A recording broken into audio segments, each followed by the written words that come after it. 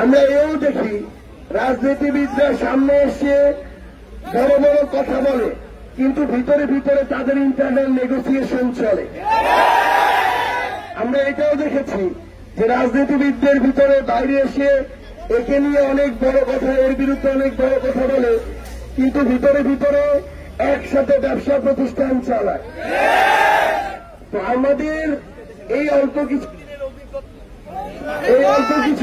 কিছুদিনের অভিজ্ঞতা থেকে যেটা মনে হয়েছে, একটা অভ্যুত্থান, একজন শেখ হাসিনার পতন কিংবা একটা সরকারের পতন, এই পুরো যে একটা পুরাতন এস্টাবলিশমেন্ট, এটাকে পরিবর্তন করার ছোট্ট একটা অংশ। এখন আমাদের কাজ হচ্ছে এই পরিবর্তনের ধারাবাহিকতাটাতে এফোর্ট দিয়ে এটা কমপ্লিট করা।